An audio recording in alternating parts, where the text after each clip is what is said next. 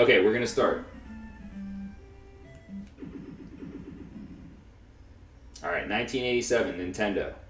1987. That's the year this game is released, right? So everybody in the world that has a Nintendo is probably playing this game because it's like word's getting around. It's like, oh my god, there's this awesome new game. It's called Mike Tyson's Punch Out. It's got freaking Mike Tyson in it, man. Mike Tyson. This is like when he was really famous because he was the man in boxing. He was like so good. He was just like he literally, you know how in the game like if he hits you once you go down. That was just because that's what he did in real life. Like, for those of you that are too young to know, he literally just knocked people out in one punch. Like, that was it. It was like, yep, okay, that fight lasted 30 seconds. Cool. So anyway, most people playing through this game, you'd probably be able to get to this guy, Piston Honda. Maybe people have a little trouble with King Hippo, you know, because you had to kind of figure out the trick to get him. But once you knew the trick to get past King Hippo and then, you know, you figure out the bull charge, that was the next step. Then you're on this guy right here, right? So it's interesting that they actually put Bald Bull right before this guy because in order to beat Bald Bull, most likely you're going to have to counter a bull charge. Most likely. You cannot beat him by decision, so points isn't going to do it for you. And you cannot win by KO. So if that's the case, then you most likely you're going to have to counter a bull charge because nobody back then knew the fast strats. So that comes into play against this guy because, again, all right, we're in 1987. Let's have a little flashback. 1987, all right? This is 1987 Sinister One playing Mike Tyson's Punch Out. Oh, man. All right, I already beat this guy. Why am I fighting this guy again? I don't understand. All right, come on. Come on. Oh, fuck, man. He's blocking everything. What the hell? All right, come on. What you got? What you got? Oh, shit. What the hell? All right. Left, right, left.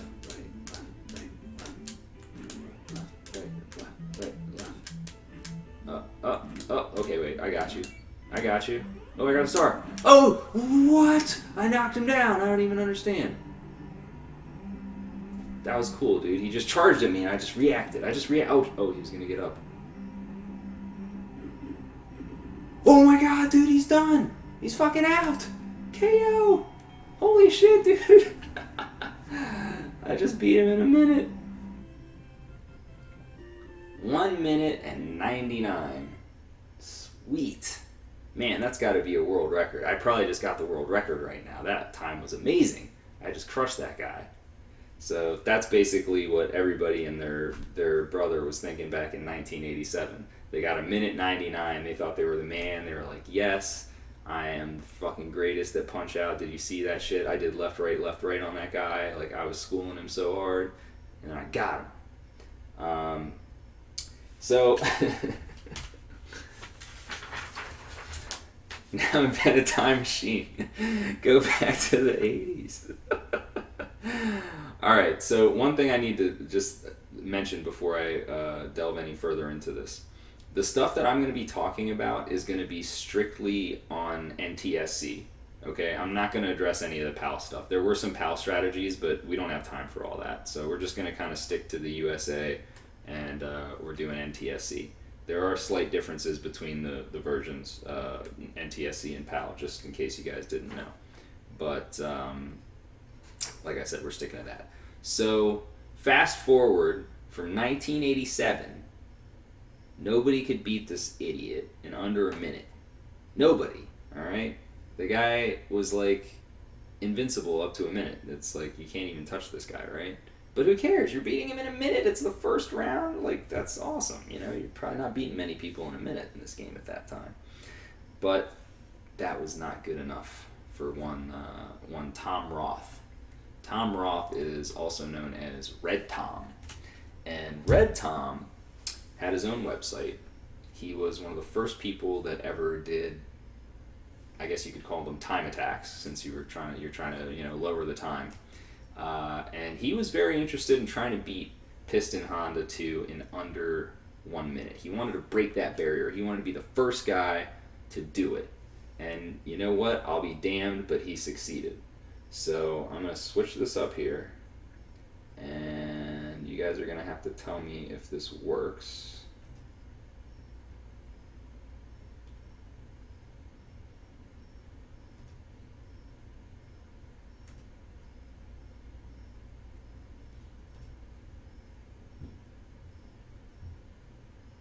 All right, can you guys see this okay? Here, let me fast forward to the actual fight. Can we see? Can you see me? Can you see the video? Looking good? Looking good. All right, hell yeah. Okay, so I'm going to show you guys the fight, and then I'm going to just go back over it. All right? This is going back into time.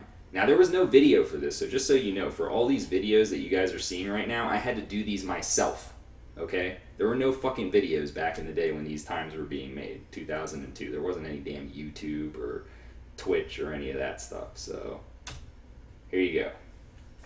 Taking a trip through time.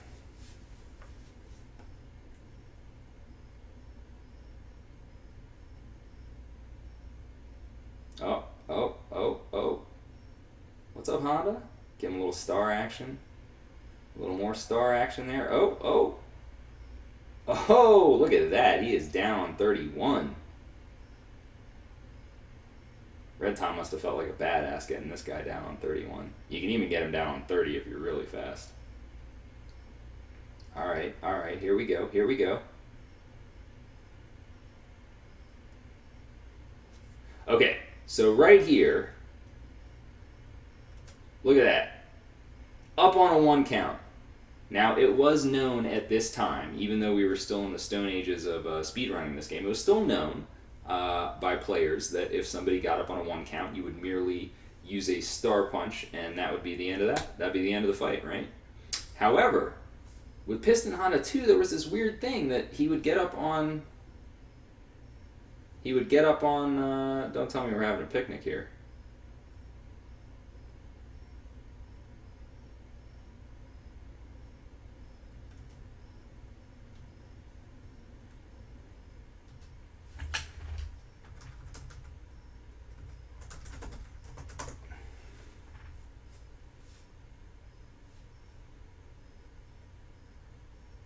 We're good now? Okay. I didn't know if it completely went out or if it came... it's been weird lately. It lagged pretty hard. That's fine. Don't worry about it. As long as we're okay now. Yeah, Comcast being Comcast. Stupid ass Comcast. So anyway.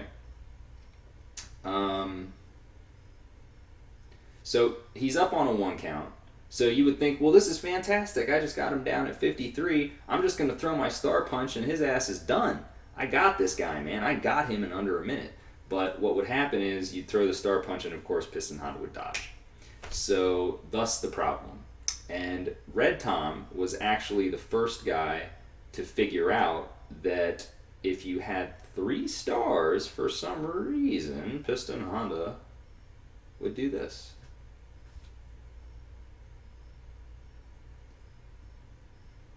There's the 3rd star. Oh my god, he didn't dodge. How about that? Look at that. 59, TKO, under a minute. He never got to do his kamikaze attack. He got fucking schooled. See you later, Honda 2. 59. The end of an era. RedTom, dude, he did it. He did it. He was the first guy. He was the first guy. 2002. It took, what is that? That's like 15 years after the game came out. 15 years after the game came out, this guy comes up with the strat to finally break the minute barrier on Piston Honda 2. So let's kind of go back. I want to break this fight down for you guys a little bit so that you know what's going on. So the first thing that he's going to do, as the fight starts, notice where Piston Honda's guard is. His guard is up, right? Anytime a boxer comes to the fight, they're going to drop their guard, and then they're going to lift it back up. So basically, you're holding up to make him lift his guard back up. Otherwise, he's just going to keep it down. So you hold up at the beginning, and you'll see, yes, everybody, I've seen the video. I tweeted about the video of Mike Tyson playing Punch-Out. So please, nobody mention the video. It's already been seen. Anyways, basically, this was one of the other first early discoveries, is called the gut punch. Or actually, RedTom had figured out how to do it on Super Macho Man, of all people. So he was calling it the Super Macho Man punch at the time. He's like, okay, you know that Super Macho Man punch I told you guys about? You can do it on Piston Honda too. So this was like a big revelation. And he's saying that you can only use your right hand. Now, I don't know if they knew this at the time, but I'm sure they must have figured it out somehow. The right hand, when you're hitting in the gut, actually deals one more damage than the left hand. But the left hand is actually 2 frames faster. So when you're going for speed, if you can sacrifice that 1 HP, then you always want to use the left hand. If you need damage, then you got to use the right hand. So RedTom says, okay, you need to use the right hand always. Always use the right hand. So I'm thinking he must have known that it deals more damage. So basically what you want to do here is you hold up. As soon as Honda raises his guard, you're going to let him go, hit him in the gut with the right hand. And then basically what you want to do is you want to watch his animation. He kind of gets stunned. He kind of, like he's getting hit, right? And as soon as his face returns back to normal, that's when you can tap up and then hit him in the gut again. So you're going to repeat that 4 times. And every time that you hit him for the 4th time in the fight, as long as it's these counter type hits where you're not just dodging something, it's going to be a star. So that's always how you open. 1, 2, 3, 4. Bam, you get your first star. That's guaranteed. That's 100% of the time. You're always going to get it. No matter how you hit him 4 times, you'll get that star. As long as you haven't dodged and countered something. Otherwise, you wouldn't get it. So next, of course, the most obvious thing, once you get a star, you use the star. That's pretty basic, right? So then you hold up while the star punch is going on so that he'll raise his gloves again. His gloves are raised. So what are we going to do? We're going to hit him in the gut again. All right, we get another star. Now this is where it gets a little bit tricky. And this is where, again, people figure these kind of things out. If you throw your star right away, it's actually not going to deal the maximum amount of damage that can be dealt to Piston Honda 2. The maximum amount of damage that can be dealt to Piston Honda 2 is 22 when you hit him with a star uppercut. If you throw it right away, it's going to deal 15. 15, that's no good.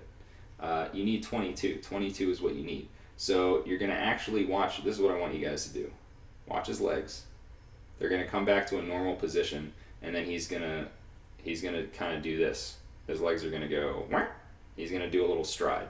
I just call it a stride. He's taking a step. So once he does that, that's when you know to hit him. So we're going to wait.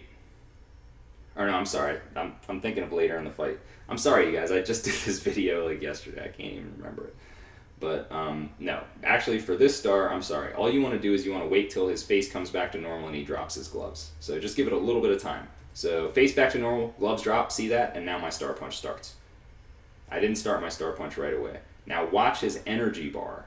Watch his energy bar when this connects. Ready? Boom, look at that shit. It's still going down by the time I hit him the next time. So then that's a guaranteed star. That one you can sometimes get a star. Now this part right here where he does this uppercut is actually random, you guys. There's actually a number of delays that he can do. He can either throw the uppercut immediately, in which case you'd get a 30. He can wait a little bit, in which case you'd probably get a 31 or maybe a very low 32. Or he can wait a lot and you might get a 33 or even a 34, God forbid. So here he didn't delay too long. So basically all I got to do is just hit him once, stun him, bam. Now those uppercuts actually deal more. I should have specified this earlier, but those uppercuts I believe deal 25, and that's typical in this game. In this game, usually if you have dodged a boxer's punch and then you counter punch them and then hit them with a star, that's usually going to be the maximum amount of damage that you can do with a star, for the most part. Sometimes there's some variations on that. Okay, so once we have him down at 31, that's pretty good, even though we have, you'll notice, 0 stars. Now there's a random refill here, okay? He can get a random refill. There's 2 refills, and one of them is 8 HP more than the other one. So obviously you need the lower one, which I believe is 56, and the other one's 64. And 96 is the total. Like if his health filled all the way up, like my health right now is at 96. All right. So obviously I get the good star, get another star, get another star, get another star, use it. Now this is actually where what I was talking about earlier, where you have to give a slight delay and then throw the star punch. Because if I throw this star punch right now, what's going to happen is he would dodge it, because Honda, and just like any other boxer in Mike Tyson's Punch Out, they'll only take so many star punches before they start dodging them. Eventually they get sick of it. They're like, all right, you know what? I've had enough of this shit. Even Glass Joe will eventually dodge a star punch. It takes him a long time, believe me, but he'll do it eventually. So this would be the point where he would dodge. So what you have to do is you have to wait for him to, again, do the, you know, eyebrow wiggle. Once you see, well, you don't actually see him doing the eyebrow wiggle. You have to kind of anticipate it. So that's why you're going to see I'm going to do a little delay here. Delay, throw it. Bam, right into the eyebrow. Now, this next punch is going to give me a star. So I'm going to have 2 stars, and then the punch after that is going to take him down. He's down. Okay, now the important thing to note here, you have to get him down by 53. If you don't get him down by 53, then you don't have enough time to hit him with the star punch before we get to a minute, because he's going to back up. He's backing up at 1 minute. Once that clock reaches 1 minute, he's heading back, and then it takes him 0.99 to charge forward and you to hit him there. Okay? It is Cheese CB. The AI is incredibly complex for a game this old. So the last thing you got to do here is get a random star. This star at the very end is not 100%. Like I said, I did this video last night. I think I got 5 53s before he gave me the random star, which is a 50-50 star. So I was pretty upset by that point. I was like, are you kidding me? 5 times in a row I'm losing this coin flip? Give me a break. But anyway, he gives the star. We hit him that last time with the gutter. There it is. TKO Royale. Royale with cheese, motherfucker. You're out. Sub 1 minute. Okay. So moving along, Matt Turk comes on the scene. Most of you probably know who Matt Turk is.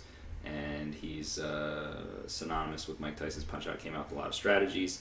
And in May of 2003, so this is January, February, March, April, May. So it's like about 7 months later. 7 months after RedTom comes out with his strat, Matt Turk says, oh, well, that's not good enough. I mean, I know that you got sub 1 minute on Piston Honda 2, and that's cool and all, but I need to take it to another level. So I'm going to go ahead and do that. So in May of 2003, he actually had some help, believe it or not. A gentleman named Eric Feliciano helped him out with this strategy, this next strategy, which is called the... I should put this up here.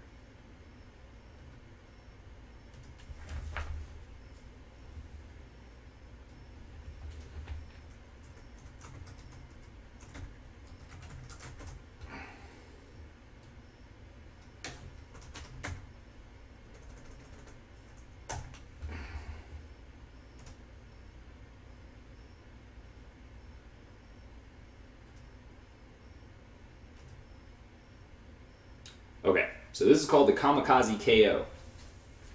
Alright? Now, Turk simply figured out that there was a variation that could make this fight a little bit easier and a little bit faster. He merely took what was already a good sound strategy and improved it slightly, just a little bit. That's typically how improvements happen in this game. They don't happen in huge chunks. They happen in small measurements.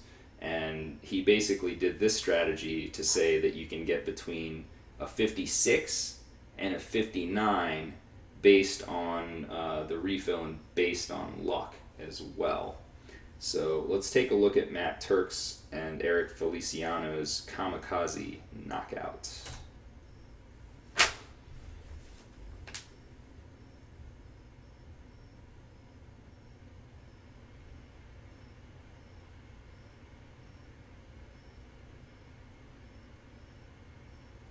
You're going to notice a lot of similarities. We're hitting our 4 right-handed gutter punches for a star. Use the star. Another gutter, star. He's down at 31. So this time I got the lucky star. You could. The top is chopped off. Top of the video is cut off. Why would that be happening? Oh. Is that better? Let me see. Sorry about that. Alright, let's see it again. Yeah, there's not meant to be any sound. There's not meant to be sound. I'm just talking over it. I mean, just imagine in your head the music from Punch-Out. Alright, so we're doing our 4-star. So basically, phase 1 is identical. He hasn't even changed anything in the first phase here. This is pretty much identical. The only difference is that I got 1 lucky star that I didn't get last time, but he's down on 31 yet again. Here's where things get interesting, though. Alright? Now, what did RedTom do? What did RedTom do here? He said, hit him in the gut a bunch of times, get your stars, and then use 2 stars in a row. But you need 3 stars at the end. So it's a simple solution. Why not just use a star right away and then get your stars so that you already have 3 stars going into the 3rd phase? He simply reordered the 2nd phase, as you'll see here. Star punch. Now I'm using my gut shots. I'm up to 3 stars. I use a star, but I get another star back. So bam, I have 3 stars. So it's almost kind of like, well, how did RedTom not even think of this? Right? So now you already have 3 stars. You don't have to get one right now. Saves me 3 seconds. I got a 57. So little subtle things like that are what you have to take into account when you're running this game. You have to think kind of differently sometimes. So he saw a strat. He saw a potential for improvement, and there it was. So, I mean, you know, seems simple, right? However, it was a little while before the next improvement would come. The next improvement, which this time was made by Matt Turk alone, would not come until February of 2004. So again, this is another, maybe I guess 7 month layover or so, or 9 month. So basically, that's actually not true, Danzel. That's not true. I'm going to clarify that. You do want to have, at the time it was thought you needed to have 3 stars going into phase 3 or he would dodge. That was the theory at the time. However, that turned out to be incorrect. But for our purposes right now, that's the theory that we're working with. So basically, 2004, Matt Turk, he unleashes a strategy called, this is probably my favorite strategy name. It's called Blinded Barrage. And he introduces a move called the Dizzy Destroyer. The Dizzy Destroyer is sick. It's probably the best thing that ever happened to Mike Tyson's Punch-Out. I love the Dizzy Destroyer. It's so cool. Because usually in this game, you can only hit your opponent like maybe, you know, one punch at a time unless you've dodged and you're counter-punching. But the Dizzy Destroyer changed that altogether. So 2004, he lowers the strat even further. So we just got here, this was a 57. The low with this probably would have been a 56.00, I think, is what Turk had said. So that would have been the low. So it was, people were stuck, and you got to realize, guys, this was at a time, speedrunning wasn't very big at this time, okay? Speedrunning was not big in, you know, the early 2000s. People don't even really know about speedrunning or anything like that. But this is kind of different. This isn't a speedrun. This is people time attacking. Like if you think about a racing game and there's a certain track, F0 or whatever, people were trying to just improve that time and lower the time. This game is like that. Nobody was really doing single segment runs. They weren't doing, you know, what we think of traditionally as speed runs, but essentially this is the same. So a lot of activities happening at this time from 2002 onward, and there's a lot of people and they're all trying to improve these times and lower these times. So it took a long time really before anybody was able to come up with anything, and like I said, it was Matt Turk. So let's see what Matt Turk came up with.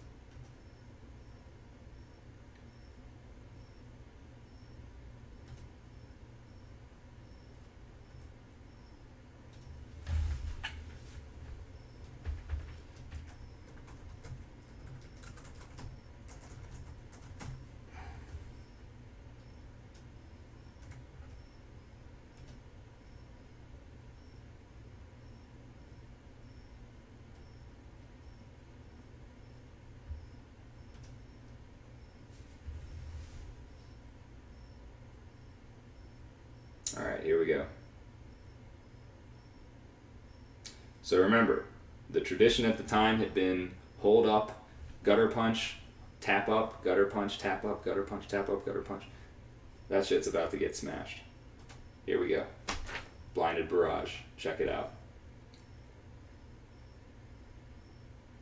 My brain about exploded when I saw this. It's like, what? You're just smashing the guy in the face, dude. You're hitting him like 6 times and he can do nothing. Oh my god. He didn't even get a punch off. He's down at 30 seconds and you have how many stars? 3? What is this madness? I don't even understand.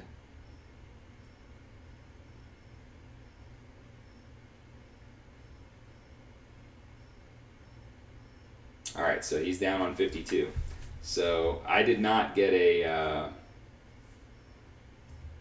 I didn't get a 51 knockdown, but you can get a 51 knockdown there, so that's a 55. He says with this strategy that you can get, the low was 54.82 was the low that he got.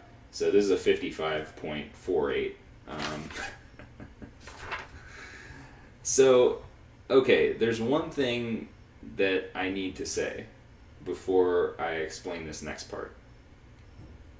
February 2004. That's when this fight came out, okay?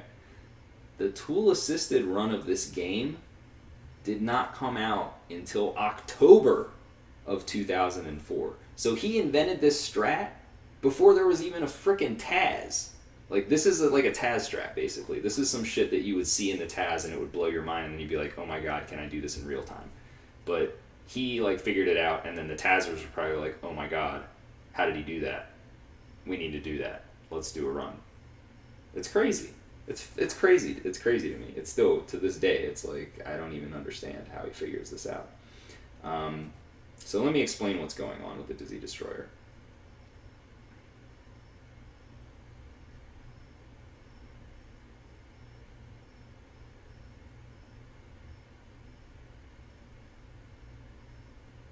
So Honda comes to the fight. This is kind of this similar situation again, where you want to hold up so that Honda raises his guard, and as soon as he raises his guard, you hit him with a left this time.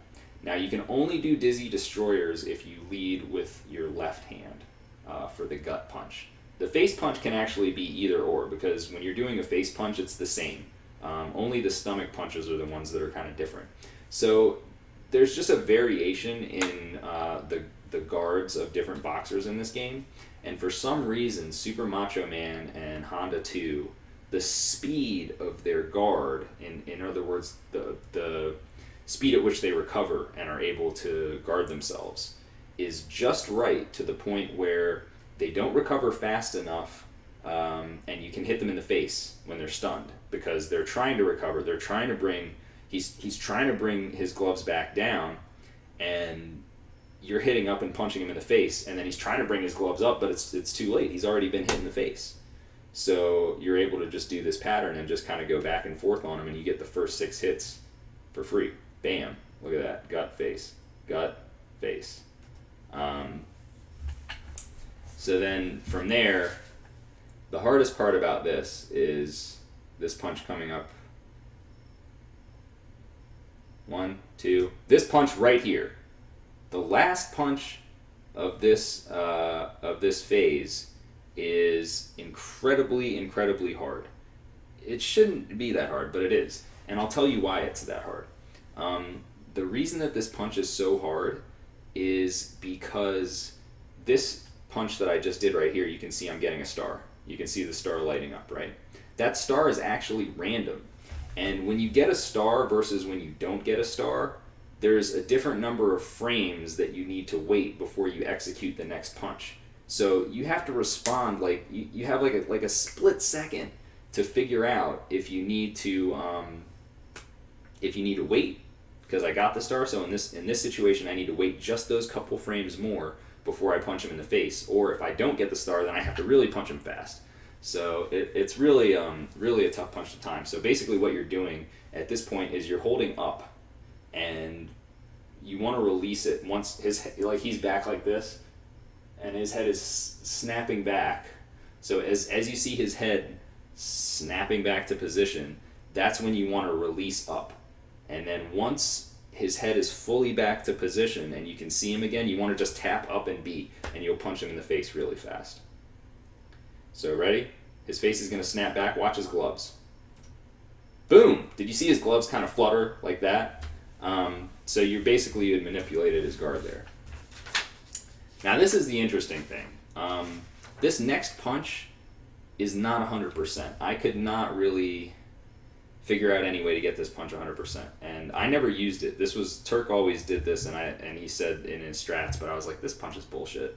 But you're actually going to see what I'm going to do here at the beginning of phase 2 is I'm going to punch him in the face, which face punches deal 5 and they're faster than if I was to do a right hand gutter. Remember, the right hand gutter punches deal 5 as well, but they're slower. They're slow. You don't want to use them if you don't have to. So what I'm doing here is I'm actually holding up and B at the beginning of this phase, and I'm watching Little Mac. Little Mac is my visual cue right now. As soon as I see him start moving, I'm going to release up, because if you hold up, that's what makes Honda, put his guard back up. I don't want him to do that. I want him to take this punch to the face. So, bam, hit him in the face. Now, I think that's random. I don't think that you can hit that every time. And then from here, it's a Dizzy Destroyer. Star.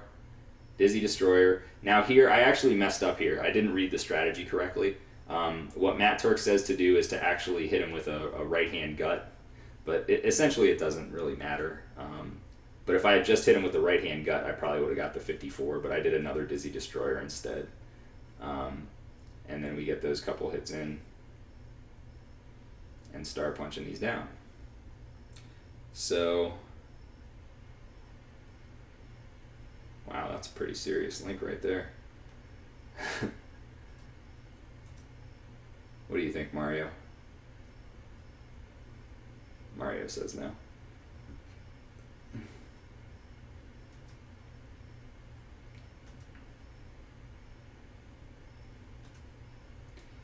All right. So, no, Bravo Sama actually, well, yes and no.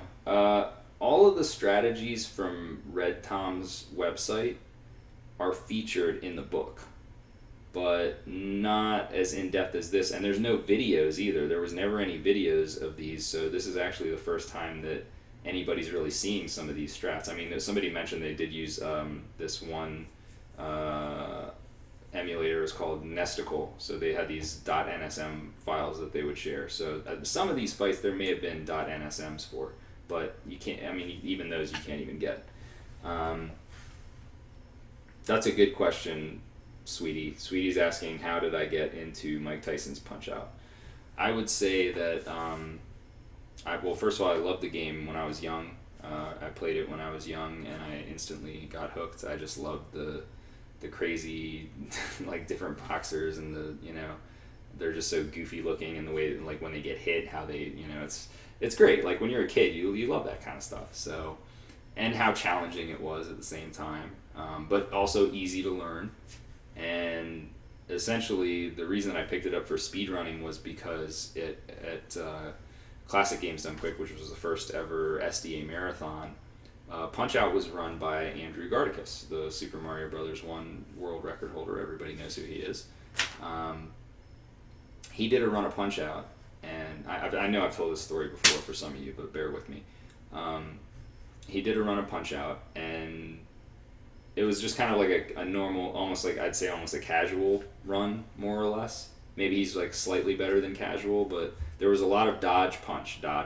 There was not a lot of, I'm just going to beat the crap out of this guy before he knows what hit him.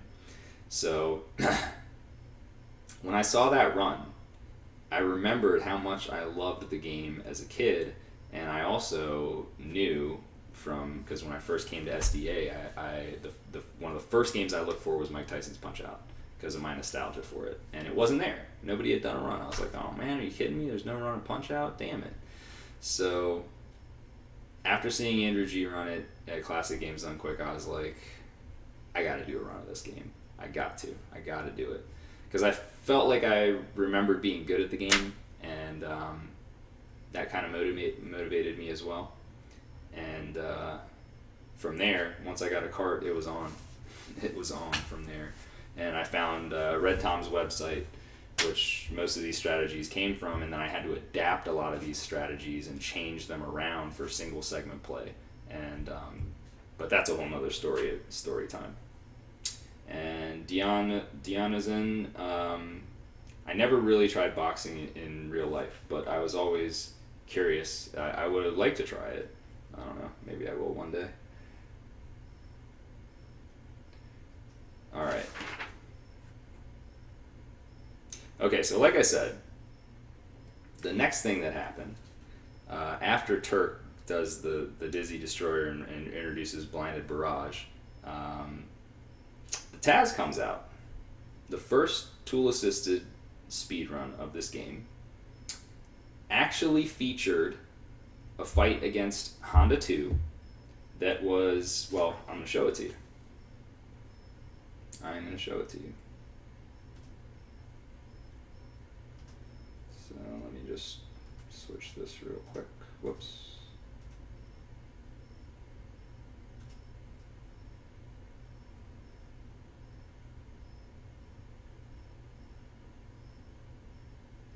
Alright, can you guys see this?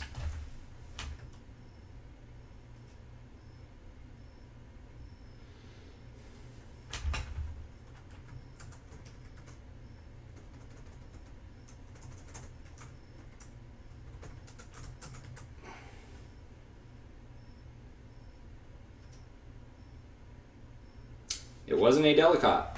The first Taz of this game was not by Adelikat. It was by Phil and Genisto. Or sometimes they would just go by Phil and G for short. So the first Taz of this game, you're going to see right here. This is how you fight Piston Honda 2.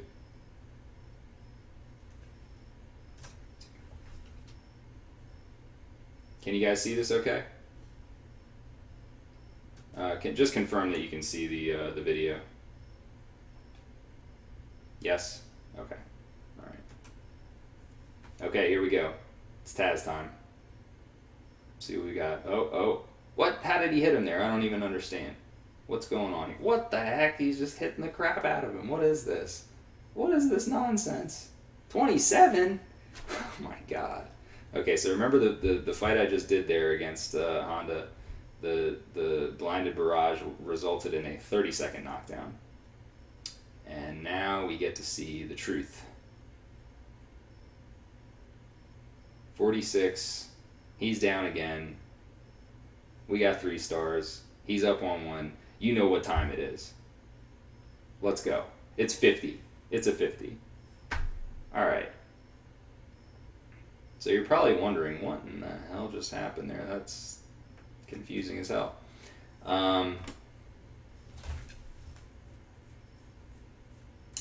Runzen is asking if I was pissed off when I started seeing Taz's pop up and defensive about it. No, because I actually did not start speedrunning until about 2008. And by that time, there wasn't really much beef between the two communities. That was much earlier on when Taz's were first coming out, because the first Taz's were actually not quite so optimized, and what they looked like is they just looked like really, really good playthroughs of games, so people would mistake them for like an actual, like somebody actually playing. They thought that was like a legit video. But as time progressed, the Taz's, obviously they explained that, hey, this is tool assisted, we're using frame advance, etc., and this is not played by a real person, this is played on an emulator, and the tricks became so ridiculous that it became obvious. So, obviously hostilities kind of died down between the two communities, and I had come much later when there was not any. So, good question. All right. So to explain what happened, let's back up here.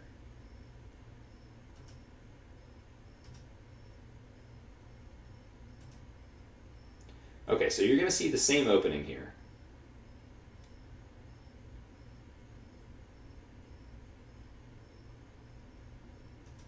You're going to see a Dizzy Destroyer to open. Now, remember what I told you guys about how much health Piston Honda has. Okay? So, let's say that you did Matt Turk's blinded barrage, right? You're gonna deal. Let me get a little calculator out here. Well, not whatever. I'll just do it in my head. So you're gonna do 3 dizzy destroyers. Each of those is 9 because you're hitting him once in the gut, once in the face. So that's 9 damage. You're doing that 3 times. That's 27. You're hitting him with a star for 15. So that's 42 damage that you've dealt. Then you're hitting him again in the gut for another 4. That's 46. Then you're hitting him for 15 more. So that puts us at 61. Then you're doing the delayed star punch, which is going to deal 22 this time. So that puts us at 83 damage. And then you're going to deal 10 more with the 2 face jabs to counter his jabs. So that puts us at 93. So you're 3 damage short. You're 3 damage short of knocking Honda down without having to do that last punch. So how do we make up that 3 damage? Well, the Taz figured out how to do that. Instead of doing so many dizzy destroyers, because you're only dealing 4 when you hit him in the gut with your left hand, why don't we just hit him in the face? That deals 5. We only need to do that 3 extra times. Alright? We do that 3 extra times, he's going down earlier. Let's get it done. So, the first, we lead with the dizzy destroyer. Bam, bam. Now this is where things get interesting. There's something here, the term I coined for it is called the moment of weakness. This is a moment that happens for certain boxers, Piston Honda 2 and Bald Bull 2 most notably, that their guard is in transition for 1 frame, and they cannot block. They cannot block during this frame. So that's why I call it the moment of weakness. So Piston Honda 2 has this moment of weakness. I don't know how exactly the Tazers figured this one out. I'd like to know. I wish I could ask them and see what they think about it. But basically, they figured out, okay, there's this 1 frame where we can just hit him in the face. Bam! There it is. That's a frame perfect punch. So that's 1. Remember, we need to gain 3 damage to get the time lower. So that's 1. Now, notice that Honda's guard is up. And what they did there is, as soon as they were landing that punch, they're getting ready to do another punch here because Honda has brought his guard up by now. And what this punch is going to do is basically anytime you hit Honda in the face, you can hit him a second time. So it's almost kind of like doing a dizzy destroyer, but you're just hitting him in the face twice instead of going gut face. So bam, that's the second hit right there. Okay, now what they're going to do, so they've gained 1 damage, they're going to gain a second. They're going to gain number 2, right here. What they're going to do is they're going to hold up. So you're holding up right here. And what that does is, look at that. Where's Honda's guard? His guard is back up because we're holding up. So by putting his guard up and holding up through this star, his guard is going to stay up. Now, as he's coming out of this, once he comes back, you'll notice that his guard is still up. And he drops it, and that's why you can now hit him in the face once and twice. All right. So again, you gained your second damage there that you need. Then you hit him with the star, hit him with another max damage star, and I probably did my math wrong because I think, yeah, you gain, because it would have been 1. You would have done dizzy destroyer. All right. So they did 9, and then 10, and then, okay, yeah, 9, 10, 10. So they were at 29 before they did all the other stuff. All right. Now, another interesting variation. Phase 2. So we already gained some time in phase 1. Now, we're going to, again, they manipulated his guard up. You could see his guard was up. And so this once again allows you to hit him for 15, smack him in the face once, twice. You got to get both stars. Those are random. Now right here, remember, he starts with 56, okay? So what they figured out is, how do we deal exactly 56 damage? They hit him for 15. They just hit him for 10 more. That's 25. Now, they're going to hit the max damage uppercut, which is another 22. So that puts us at 47. correct? And then 2 more punches would be 57. That's enough to take him down. So as long as you hit this max damage uppercut, which you have to wait, max damage uppercut, and he's down again. And you got 3 stars. That's it. Yeah, it's simple math. It's just math and numbers. That's what these Tazers figured out that Matt Turk couldn't figure out.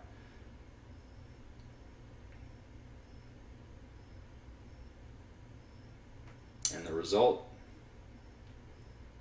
a glorious, glorious 50.25. So I remember my mind being blown when I saw that strategy, because I could never figure out how they got that third punch in there and some of the other stuff. I didn't understand some of the guard manipulation. I didn't understand a lot of things about this fight. So this Taz was the very first one.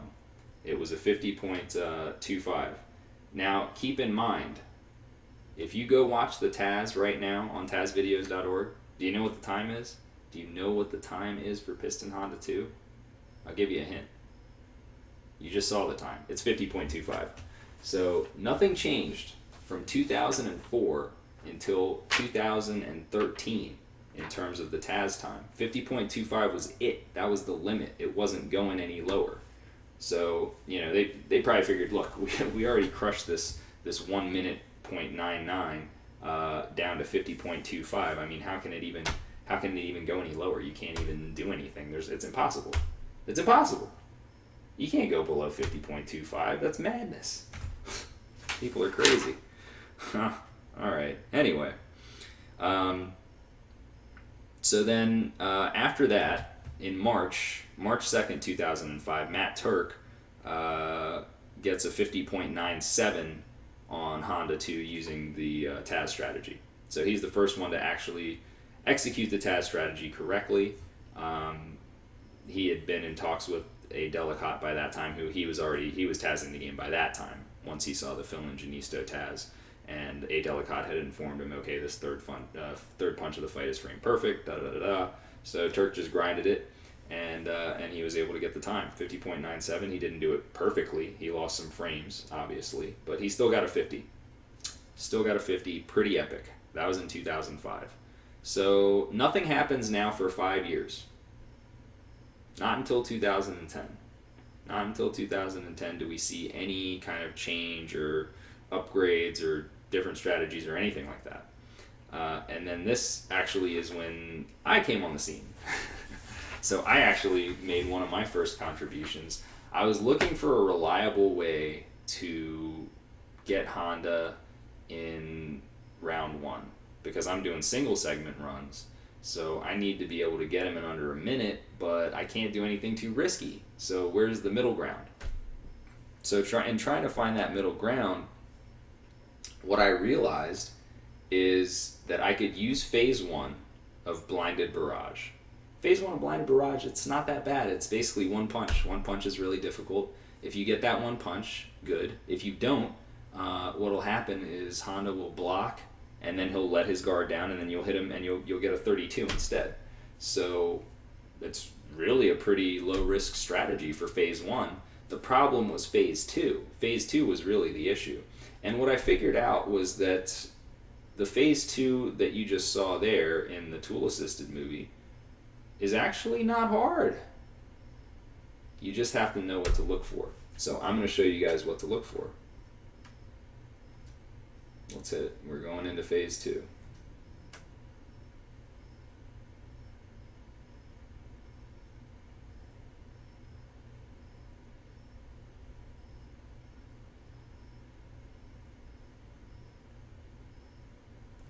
Alright, so this is pretty simple. All you got to do is manipulate his guard up, which it's actually already up because of the state he was in at the end of phase 1 if you're using the blinded barrage strategy. So all you have to do is hold up and start when he comes to the fight. That's easy. You can't screw that up. And then you'll throw the first star punch. You just got to wait, let him drop his guard, and then you can hit him twice. Bam, bam. Easy peasy. So here's the tricky part, though. You have to do this long delay, and you have to wait, and then you have to throw your star punch at the exact right time to hit him into his eyebrow pattern so that you can deal maximum damage. How the hell are you supposed to do that? I don't know. Shit. So what I figured out is something that I mentioned earlier, that the boxers, they do this. They do this with their legs, right? They kind of do this back and forth walking. Well, guess what? That back and forth walking that they do, it's consistent. They do it consistently. Every time they do it, it's the same.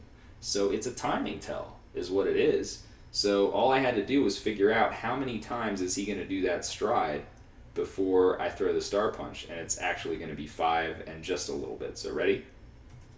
1, 2, 3, 4, 5, throw it. Bam. That's it. That's it. That's all you got to do. You got to know what to watch for. So the other thing is I figured out a variation where, see, obviously he got, this is the Taz. So, so they got the good refill. You're not always going to get the good refill in a single segment. So how do you handle that? Well, it's easy, because thankfully I knew that the refill was only 8 HP higher. So how do we deal 8 damage? Well, just do a Dizzy Destroyer. That deals 9. So you throw in a Dizzy Destroyer, and then you have to alter the timing slightly. You have to wait for 4 strides instead of 5 and a little bit. So, bam, there it is. We got our single segment strat. So best case scenario, you could get a 52. If you pull it off, you could get a 54, you could get a 56. You know, there's lots of ways it could go. But you can get them in under a minute reliably. There's tons of variations. Anybody that's ever watched me do single segment attempts on this game, you've seen me beat Honda 2 in a myriad of ways in under a minute. But that was one of my first contributions to the game. So I didn't actually improve the time, but I finally came up with a decent strat that was good for single segment, and I thought that was pretty good. I was very happy about it. All right, moving on. So again, nothing really happens in terms of Piston Honda 2 for about 3 more years. And on August 4th, 2013, we're almost there, guys. We're almost to the present. I get this really weird PM on the SDA forums, and the title of the PM is Piston Honda 2, but it's not 2, the number 2, it's like II, like the Roman numerals, like Double Dragon 2. And I'm like, okay, this is interesting. So the PM says, so, you know how Super Macho Man has that trick where your star punches do extra damage and he doesn't dodge? You know how Honda 2 has that spot where you have to wait for him to attack or he'll dodge? And then there's a link to this file, and it says blah blah blah .bkm. And I was thinking, I was like, okay, wait, what is this guy talking about? BKM, what is this? Is this a fucking virus? Like, what the hell is this? But I recognized the name of the guy that had sent it to me. It was this guy McHazard, and I'd seen him in my stream chat a lot. So I'm like, okay, I recognize this name, so it's probably not something malicious. And I tried to look up what BKM was. I couldn't even find it. Like, I was looking up BKM and I couldn't even figure out that it was a BizHawk movie. Which BizHawk is an emulator, for those of you that don't know, like me. I did not know that it's a movie for that particular emulator. So I kind of got back to him and I said, okay, you know, what is this all about? I see what you're saying. You're saying that that you can do the same kind of max damage uppercuts on Piston Honda 2 that you can do on Super Macho Man? I don't think so. If you could do that, I'm pretty sure somebody would have figured that shit out in the Taz by now, right? I mean, how would they have not figured that out? Like, it's so obvious. For those of you that don't know what we're talking about, let's fast forward. Take a look at Super Macho Man. This is one of the greatest fights. Oh my god, I love this fight. Alright. So you remember what I told you guys about every boxer has a certain number of star punches that they'll take and then they begin to dodge. Super Macho Man's magic number is 2. After 2 star punches, he doesn't want to take them anymore. He's going to dodge. He's sick of that shit. Okay? So let's see what happens here.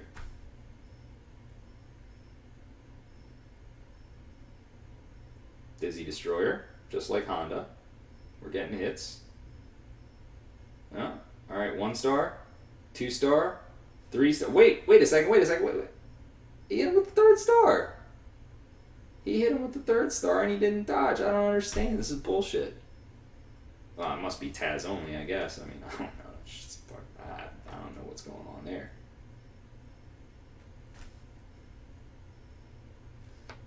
I could watch this fight all day long. I love this. This is my favorite fight. Love this fight. What? He hit him with another star. What is going on here? This is nonsense. This is just silly nonsense. Super Macho Man, you're supposed to dodge. What are you doing? You're a fool. Again, he hit him with a star. I don't understand this. 45. Get the hell out of here. Okay. So, let's go back. What's going on is you're manipulating Super Macho Man's guard. And the manipulation is actually very simple. It's something that anybody can do. I could teach you guys how to do it. Watch his gloves. Just keep an eye on his gloves. Alright? After the first star punch, keep an eye on his gloves. Here's the first star punch. Gloves are up, gloves are down. Gloves are up, gloves are down. Gloves are up, Macho down. So basically what you're doing there is, again, you're manipulating Macho's guard by holding up and start. You hold up and start, and Macho raises his gloves, and then you release up and start, and Macho lowers his gloves, and before he has time to dodge, because he can't dodge when he's in that animation, he's in that animation of lowering his gloves, he cannot dodge, he is vulnerable, and then guess what? Bam! Star punch right in the face. And not only does the star punch connect, the most beautiful thing about this shit, like, I fucking love this game. The most beautiful thing about it, not only does the star punch connect, it deals more damage than usual. It's great. It's fantastic. So anyway, so that seems obvious. You can do the same thing on Honda. You can do that Dizzy Destroyer trick. You can do it on Macho. So why can't you do the uppercut manipulation on Honda? I don't get it. I asked Matt Turk and Adelikat back in the day when I was running this. I was like, well, how come you can't do that? And both of them just said it can't be done. That was the end of it. So this is probably one of the most important lessons that you guys should take from this whole story time is that never take somebody's word for it, even if they're like the foremost expert in a category or in whatever it is. Test it out yourself. Try it out. See what conclusion you come to. Because I just took their word for it. I was like, oh, you can't do the max damage uppercuts on Piston Honda too? Alright. Guess I'll never try those. So, anyways. So I get this PM, and I'm very confused. It says, again, let me read it again. So, you know how Super Macho Man has that trick where your star punches do extra damage and he doesn't dodge. You know how Honda 2 has that spot where you have to wait for him to attack or he'll dodge. Okay, I think I know what you're talking about. I'm not really sure. Can you be a little more specific, please?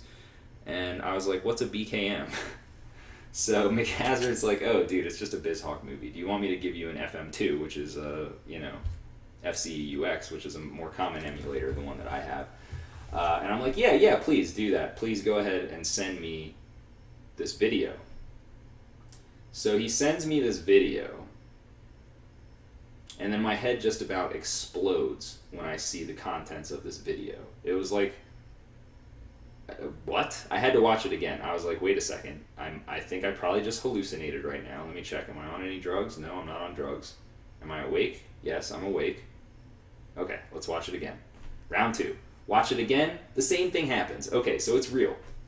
Wait a second, it's not real. I gotta watch it again. So I watched this video like 5 times in a row. I think I watched it maybe 5 or 6 times in a row. And I'm like, this can't be happening. There's something funny going on here. There's some funny business. I don't know what it is, but there's something that's not right. But eventually I was like, you know what? Maybe he just figured out some shit that nobody else figured out. I guess that's the only explanation left. I actually can't show that video, I'm sorry.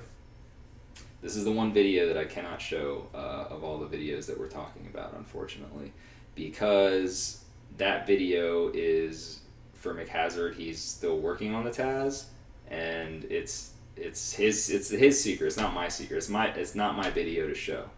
So he said that I could use it to, in terms of trying to get real-time strats, but he doesn't want me to, be showing the video for everybody.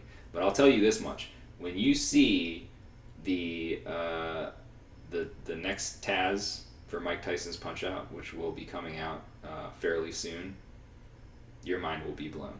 Trust me. Trust me. Trust me.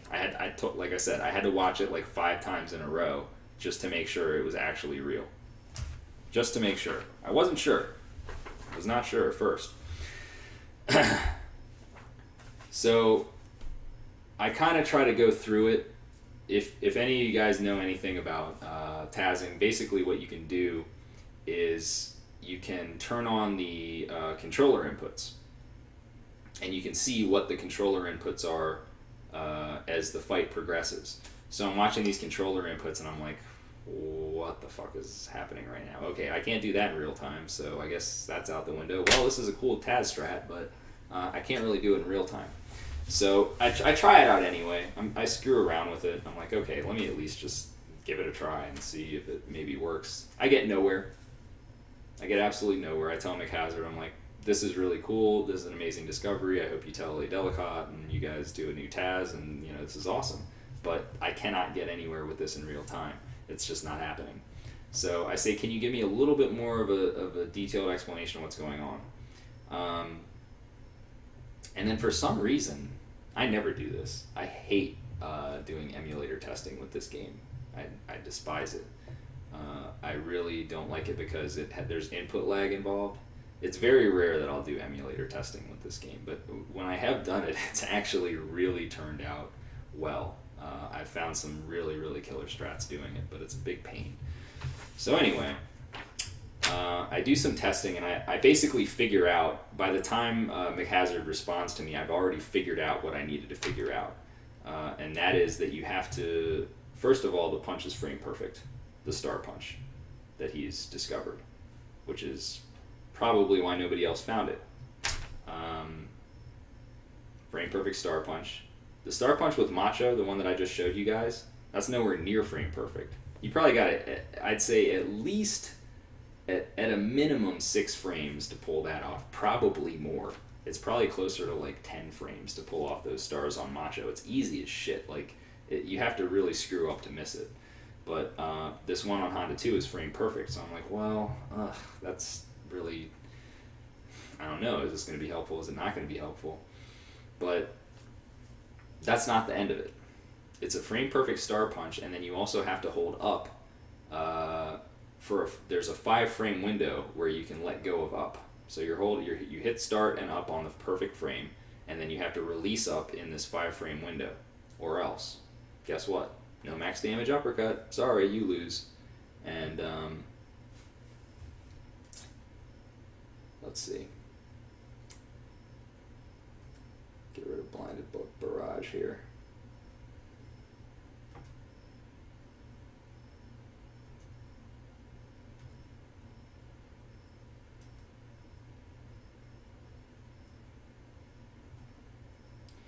Alright, but I got so obsessed about this, like, I couldn't stop thinking about it. I'm like thinking about it at work. I'm like, oh my god, dude, I have to get this fucking star punch. I have to get it. I have to get it. I'm like getting paranoid. I'm like, oh my god, like, what if Matt Turk figures this out and he beats the time? I'm like, freaking out. So, let's see. I don't even have a strat for this. We'll just call it the McHazard.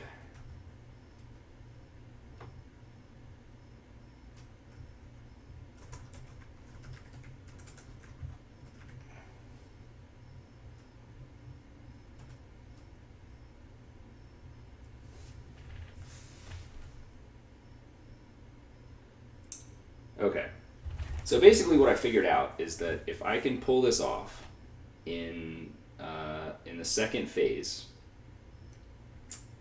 then I should be able to deal enough damage to knock him down really quickly. Because the second phase, as I just showed you when we were looking at the other video, you have to wait. He had to do that, that 1, 2, 3, 4, 5. You're doing nothing during that time. You're sitting there. You're wasting time.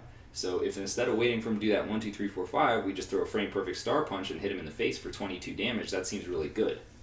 So why don't I try that? I mean, it's just one frame perfect star punch with a 5 frame window to let go of up and a random refill and 2 random stars. That's not that bad. Let's do this. Let's get it done. So I figured I'd just go with the same phase 1 and then do this new phase 2 where I'm dealing 22 early, but I still have to deal the other 44.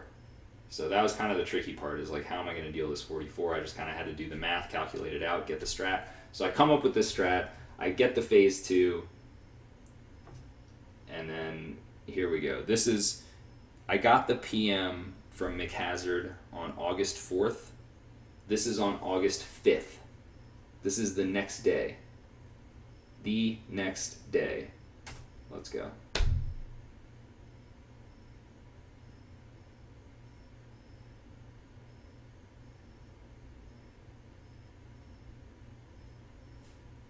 Oh wait, can you guys see? Did I do this right?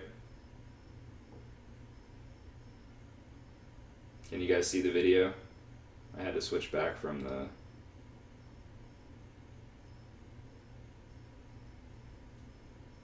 We're good? Okay. So, phase 1. We're not doing anything different. No innovation here. Phase 1, we're still just doing the same old, 2004 strat, blinded barrage. There it is. Okay, we get a 30 with 3 stars off blinded barrage. So what do we need to do now? His guard's already going to be up. Alright? So let's calculate it out. Let's do the math. We got to hit him with a star punch right away, right? That's going to deal 15.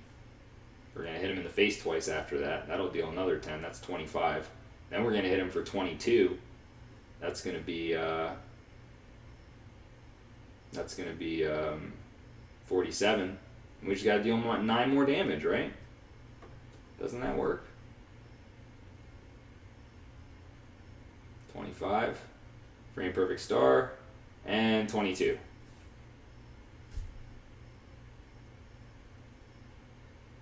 $44. I have never held the start button on my controller so hard in my life.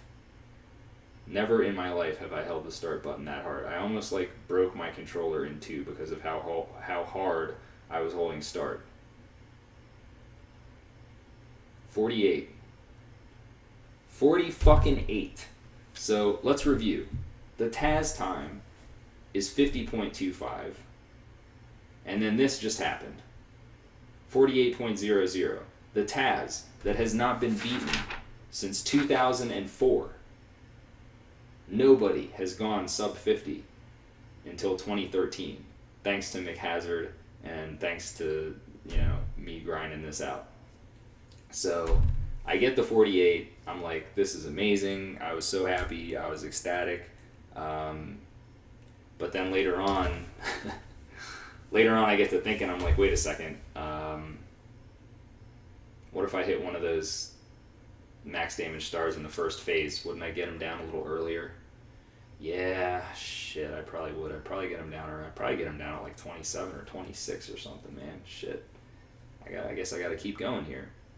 So I decided that I need to push it a little further, and this is when I learned another thing, which made this strat possible. So let's go to the next video here. So basically the thing that I learned is, and this is very interesting, the star punch does not need to be frame perfect in order to land. It only needs to be frame perfect in order to deal maximum damage. So this is how it works. You have a 5 frame window to press and hold start and up, okay? You got 5 frames. Now, if you hit the perfect frame, you have a 5 frame window 12 frames later to let go of up. Now, if you hit 1 frame late, you only have 4 frames to let go of up. 2 frames late, you have 3 frames to let go of up. 3 frames late, you have 2 frames to let go of up, and so on until letting go of up becomes frame perfect. So there's a little bit more to play with there. But, I mean, that doesn't really do a whole lot for you, because you're not dealing max damage unless you hit the frame perfect uppercut anyway. So what the hell? Who cares, right? No big deal. That's when McHazard told me, he's like, by the way, this works in reverse also. And I'm like, what do you mean it works in reverse? And he says, if Piston Honda's guard is up and it's coming down as opposed to down and going up, it also works. So basically what that means is that, you know, you still have the 5 frame window, but there's a catch. The catch is that if his guard is up and it's coming down, then as long as the punch lands, guess what? It deals 22 damage. It doesn't matter. It doesn't have to be the frame perfect to deal 22. It's dealing 22 as long as it lands. So I'm like, okay, now we got something to work with here. So all I got to do is figure out how to manipulate his guard, get him into a situation where I can do this star punch, and we're going to get a really fast knockdown in phase 1. So that's when I was able to find this, which is the fastest. This is the fastest possible phase 1 for a human player. I don't think anybody's going to be able to go lower than this in real time. I just don't believe it's possible. So we still open here with the Dizzy Destroyers. Star Punch, max damage, max damage. So I'm hitting 2 max damage Star Punches there. So let's review. That was probably kind of choppy for you guys.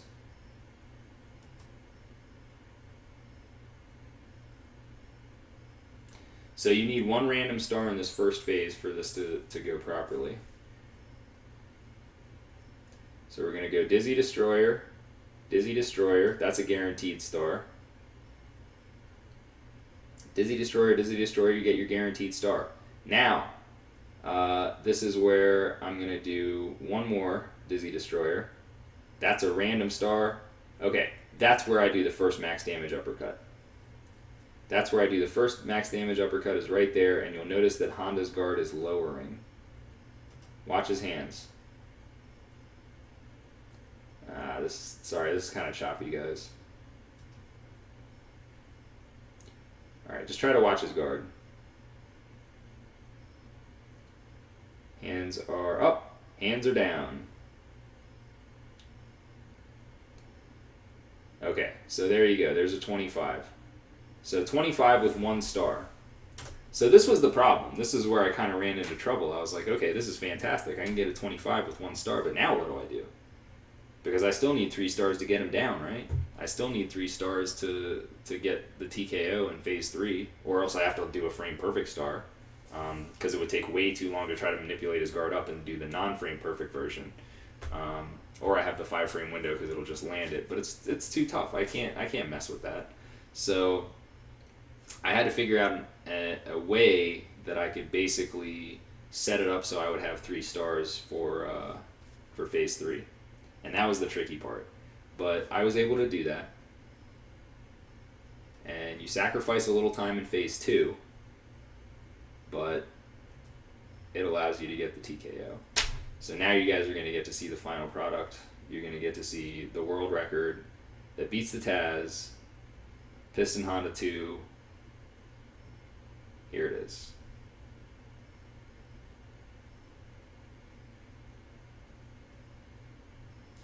Here, we'll put a little sound on for this one.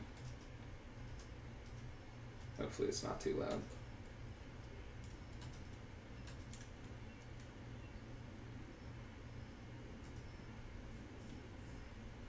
There we go. That's what you want to use right there. See what I just did, Gilder? That's exactly what you want to use. You want to use that 25-second fight. Or 25-second phase.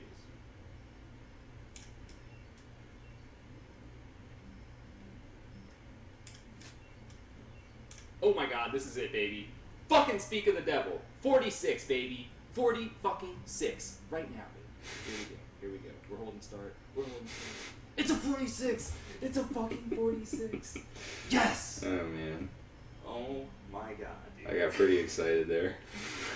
Oh, my God. Oh, I got pretty excited. 46 is it. 46.61. 46.61. Oh, I still love to see it. Still love to see it. So there was a little bit of luck there. Obviously, you need the good refill in phase 2, and you also need a random star. So you need 2 random stars. You need 1 random star in phase 1, 1 in phase 2, and the good refill. Those are all 50%. So essentially what that means is that you have a 12.5% chance of getting the correct luck to get this strat, and you also have to hit the 2 max damage uppercuts, 1 in phase 1, 1 in phase 2, and then you have it. You have a 46. You beat the Taz. It's pretty fucking sweet. Down goes Piston. Hashtag no hashtag. He's done. I beat Sobe Chen. All right. So now the evolution is not over, my friends. It is not over. There is still one more piece of the puzzle, and what that is you have to combine everything to become the ultimate Piston Honda 2 warrior. You have to combine the 25-second phase 1. You have to combine that with the 15-second phase 2. That's the one with the frame perfect uppercut. And then you have to do another frame perfect uppercut in phase 3. Ultimate Piston Honda 2. If you're able to do the ultimate, then it will probably result in either a 43 or a very low, a high 43 or a very low 44, because the second knockdown will come at 40. I'm guessing it's going to be 44, Danzel, but I think there's a slim chance of 43. Slim chance. But you got to put all the pieces together, and all the pieces getting put together is pretty tricky. Well, it's a lot from 46 drops because you're using a different strategy. You're using a different strategy in phase 2 and a different strategy in phase 3, both of which happen to be frame perfect. So, and it's not easy to hit that first uppercut either. Even though, like I said, you have that reverse window where you have, if you hit it frame perfectly, you have 5 frames to let go of up, and then you have 4 frames, 3 frames, 2 frames, 1 frame. That's still not easy to hit. It's just easier than a frame perfect uppercut. It's just a little bit easier. So, being able to hit that. Is Piston Honda 2 the new run killer? No, he is not, because these strats are not for single segment. So I would still use the old strats for that. This is a 60 FPS game. So frame perfect is 1/60th of a second. Not very forgiving. Not very forgiving at all. So I guess I'm going to go ahead and open it up to some Q&A at this point. If you guys have some. Give me just 1 second because I want to actually put the chat up. Whoops.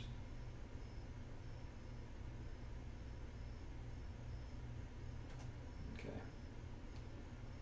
Let's put the chat over here.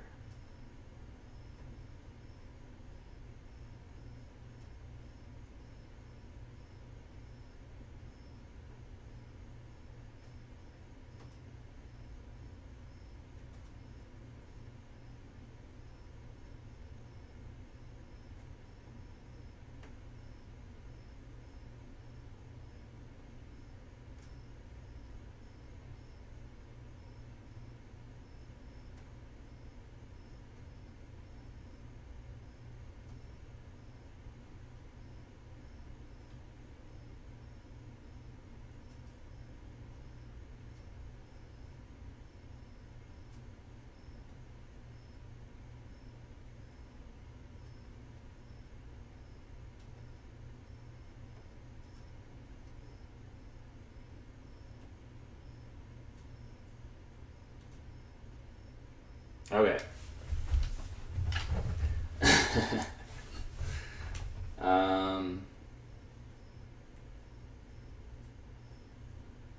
What is your favorite color? I really like silver a lot. Silver is a nice color. How did you find out about that leg switching for the characters? That's a good question, Wavy Lines.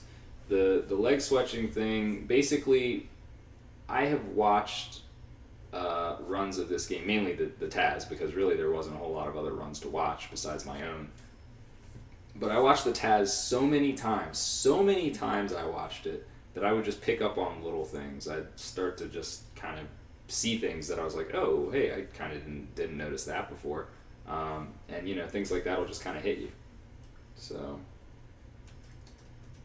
let's go back up here.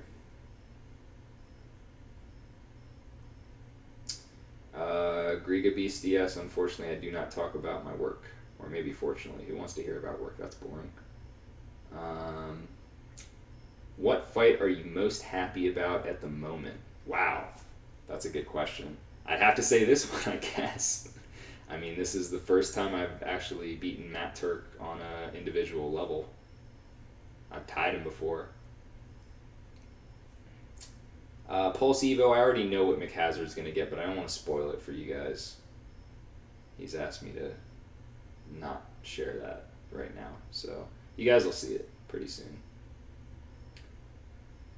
At what point did you realize speedrunning was for you? That's a good question. I actually have a video that explains it. If you go through my highlights, it's something. It's called like how I got into speedrunning or something like that. And I think I got into it, like I said earlier in the stream, about 2008 was about that.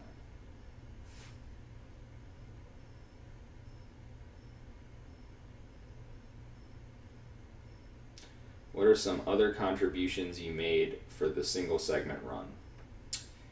If you want a full detailed Danzel, I would say the best thing to do would be just read the comments from my current single segment run on SDA, and you'll find a lot of stuff there, but I figured out stuff for Don Flamenco 2, which actually I figured out new stuff for Don Flamenco 2, Piston Honda 2, Super Macho Man, and Piston Honda 1, and I think that might be it. Most of the other fights are kind of straightforward. There's not a whole lot you can play with there. So why can I not ban this person? Go away.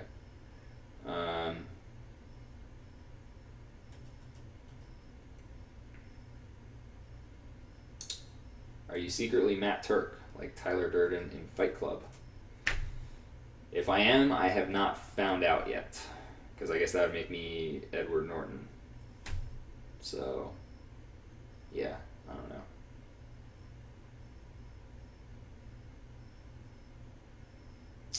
FNA Gaming, you cannot beat 37 seconds on King Hippo. The fastest possible time on King Hippo is 37.61, which was achieved by Adelikat, who also has the Taz for this game. So he's achieved the time in real time and in the Taz. What is the next IL that you are going to work on?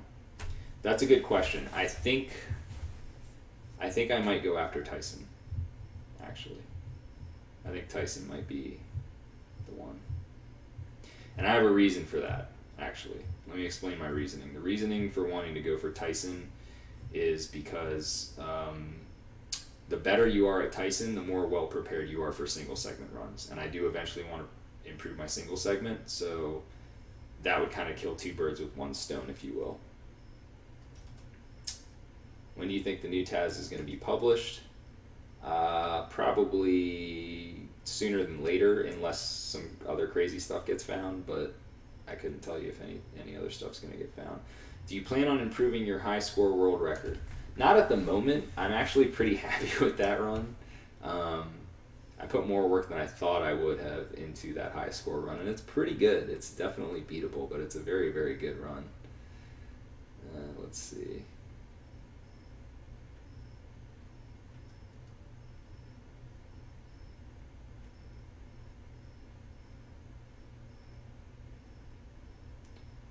What is the limit to how many times Little Mac can come back from a knockdown? I think it's 5. I think it's 5. How often do you replace your controller? I have a lot of controllers right now, G-Dog. Let's see.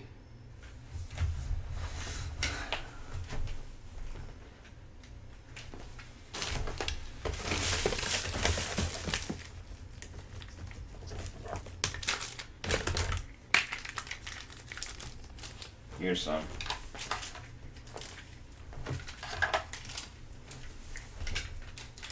Yeah, these ones, this one's kind of newer. The one that's plugged in. Probably some other ones around here too.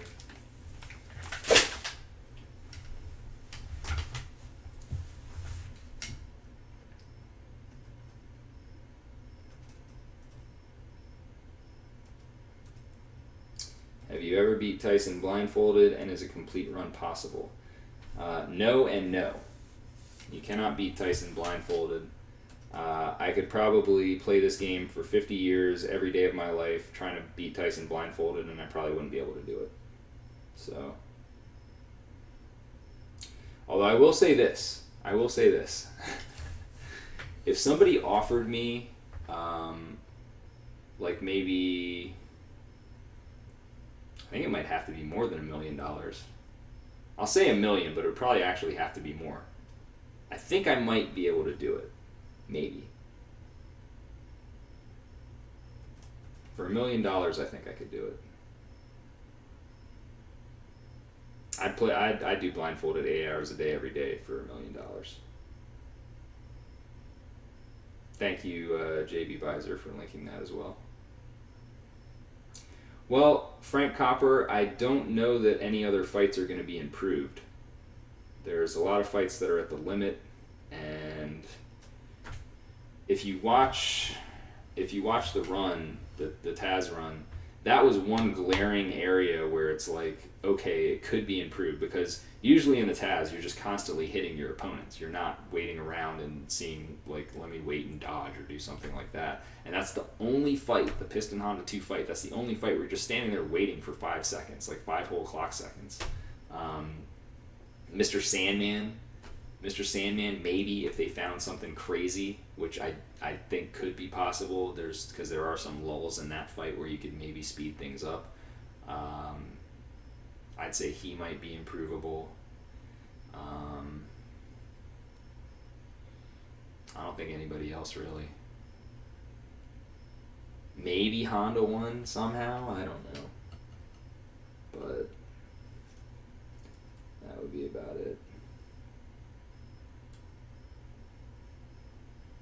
What kind of films do you enjoy? All kinds of films. Like drama, action, suspense. I like films that make you think. I like films that, it's not just like mindless. So.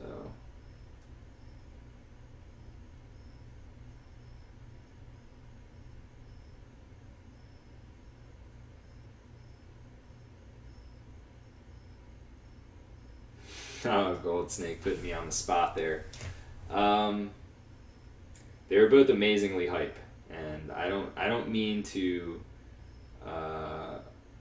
diminish what Zallard accomplished by finding that Don 1 strat, because that was a huge breakthrough. Don't get me wrong, but I think even Zallard would probably admit that this is an even bigger breakthrough than that one. So I'd have to say the Honda 46, but shout outs to Zallard though. I wouldn't have a lot of the times I have a single segment time without him, for sure.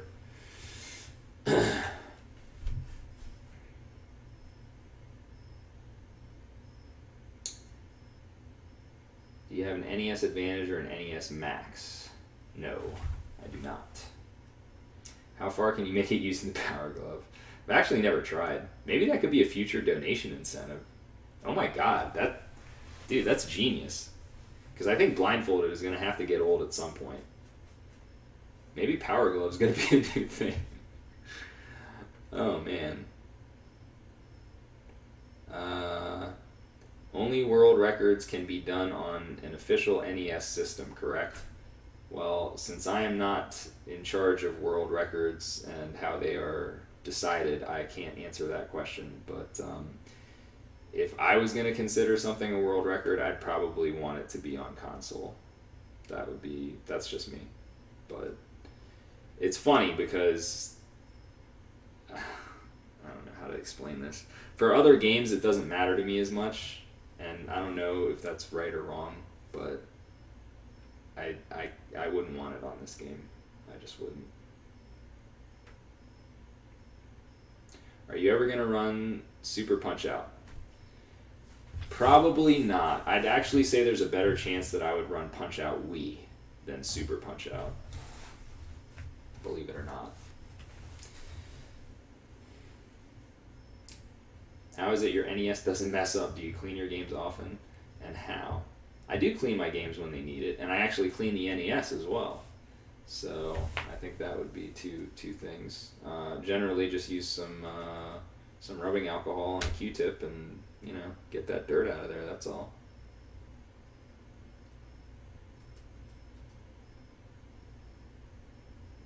Oh, we have a new meme. I guess I'll look at it. What the fuck is this?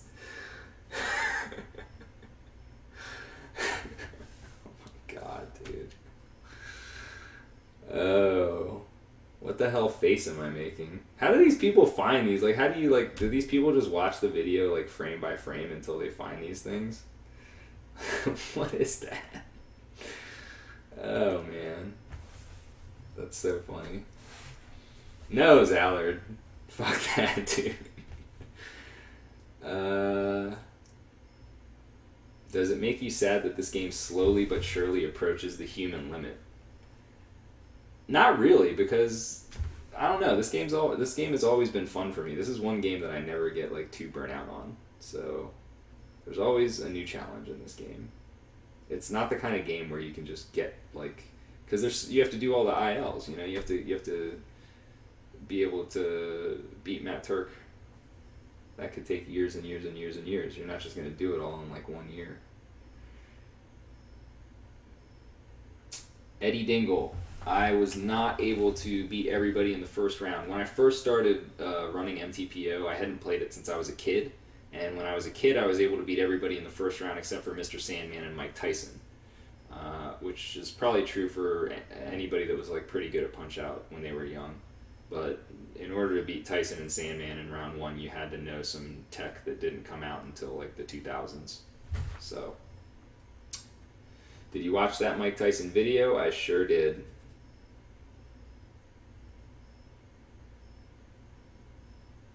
What would someone have to donate to get you to learn and speedrun a new game?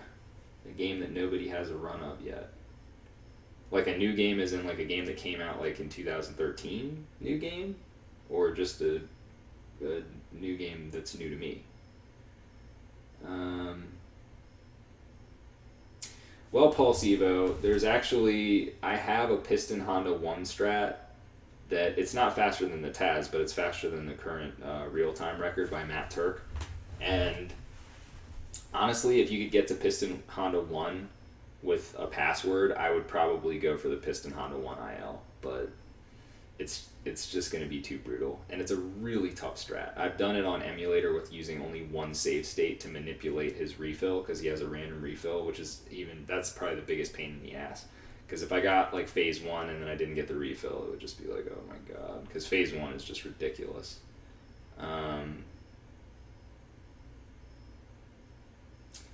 Sandman, I'm not going to research him, but I think that there's something else that could happen with him. I'm just saying, hypothetically speaking. What's your favorite arcade game? Probably the original Double Dragon. I really loved that game. Outside of fighting games, I loved a lot of fighting games. If it was fighting games, I'd probably say Killer Instinct. What TV do you use? I use a CRT. Why Batman? Of all games, why Batman? Okay, that's actually an interesting story. I'll try to keep it short. basically Batman had never been run in a marathon before, and it was a game that I really liked, and it just kind of popped into my head at one point. I was like, dude, how come nobody's ever run Batman in a marathon? So I think it was after Awesome Games Done Quick 2012. No. 2012? Yeah, after Awesome Games Done Quick 2012, I started talking to Mike about it. I was like, what do you think about Batman? He was like, dude, that'd be awesome. So that's when I picked it up and learned it. And then, of course, Funk Doc, he learned it and he kicked my ass. But would you support an MTPO world record on Virtual Console? I don't see why not, unless there was some reason not to, which I don't know what that would be.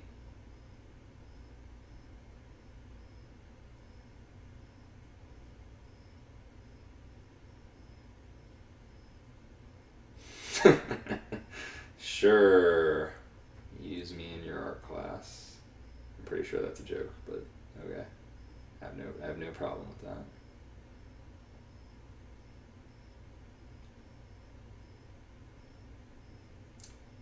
Will you ever play Wii Punch Out again? Yeah, all I said I'd be willing to play it again. Do I have any posters of Punch Out? No, actually I do not. How much input lag does an emulator have compared to NES? For my setup, I have about 2 frames, 1 or 2 frames of input lag, but you can't have any input lag. Get the sub 218.97 on NTSC. I kind of want to, if it's not Tyson, Sandman is one I'd want to go after. Tyson, Sandman, and Piston Honda 1 are definitely the ones that I'd want to go after. And yes, Gerard claims a 218.82, but it's already 11:11. I don't think we can talk about Mike Gerard tonight. I don't think we have enough time for that. Now that you beat the infamous Matt Turk, do you have any more human competition, any more in MTPO? Well, yeah, I've only beaten one of his times, and there's definitely other good Punch-Out players. Zallard won. Cananophone's getting pretty good. You know, there's starting to become some competition. So, is the Mr. Dream version any different? Yeah, there's some slight differences. It's nothing too important. Nothing worth talking about, really.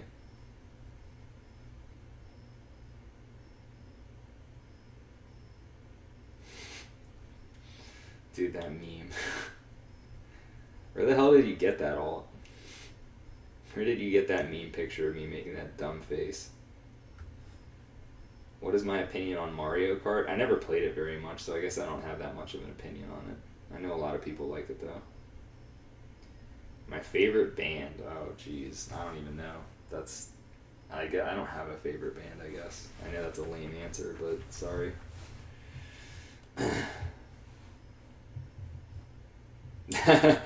Zallard is correct. I figured it was 4chan, but I wasn't sure. I was not sure on that one.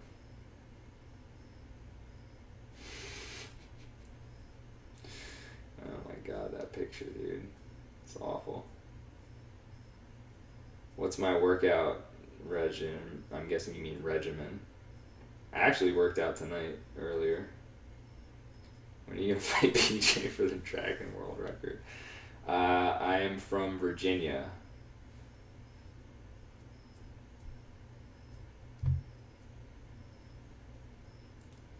Why do you think a game was made about you fighting Mike Tyson? Because Mike Tyson was famous and they wanted to capitalize on that shit, and they already had a boxing game, so they were like, yo, let's just put 2 and 2 together. Is Siglemic making a mockery of the speedrunning community? Not that I know of. What's the word on Chippendale? Chippendale starts September 3rd or 4th. That's pretty soon. Have you played a Bobo's Big Adventure? No, but I want to. I've seen it. I've seen runs of it and it looks really cool. How old are you? You're new to the stream. That's the question that never gets answered. My age is a mystery to all.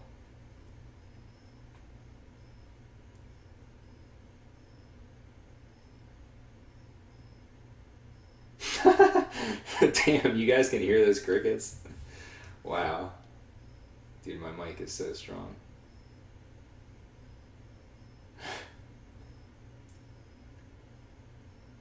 Dude, it's funny you say that, Big Botch, because I actually was the same way.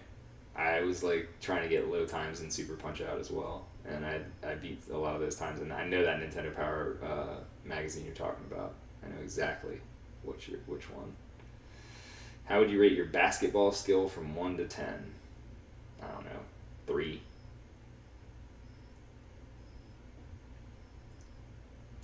What's a good benchmark goal to single segment the game if you have capability to knock down everyone in round 1?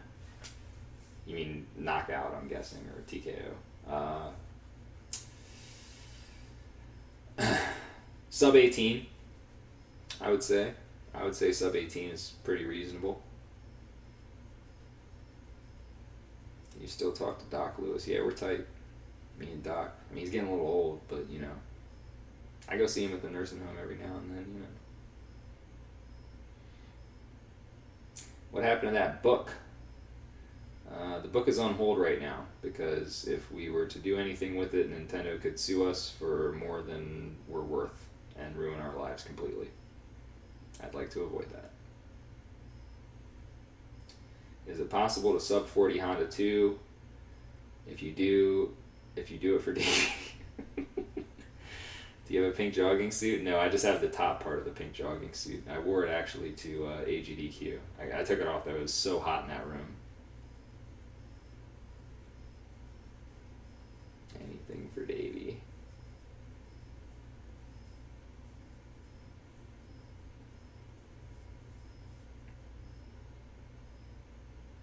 Will you play Super Metroid ROM hacks in the future? Maybe. The only problem with ROM hacks is that I can't play them on stream because my computer... I got this computer just for streaming, and the sad thing is that I kind of just got it cheap. Like, I didn't get a really nice computer, but I now... Because I didn't think I was going to stream that much. I was like, I'll probably just stream, like, on the weekend here and there. And now I stream, like, every day. So, yeah. If I ever get a better computer, I probably would, because I would like to stream some emulator stuff, but I just can't right now. Do you ever plan on grinding out sub 12 Ninja Gaiden? No, unfortunately there's not a lot of incentive for me to do so. I know that I'm probably not going to get the only incentive to do that would be if I wanted to race Dexter in a marathon. That would really be the only reason for me to do that. When is Cinethon 3? That's a good question. I would say that it could be in either September or October. I do have a 5,000 follower special that I need to get done, and it could happen in September or October. That would be my guess. When are you going to play Super Metroid again? I really want to play Super Metroid again. I really, really, really want to play Super Metroid again. Here's basically the timeline, you guys. Like, the reason that I don't play a lot of games, because you guys always see I'm playing, Nintendo games, whatever games. Like, this is how my priority list works. I have to play games that either A, I'm going for some kind of record in, or B, I'm going to run in a marathon. Because usually, that's what I'm doing. Like, there's marathons every 6 months, and then there's online marathons in between, and then if you want to get some records, you got to do that too.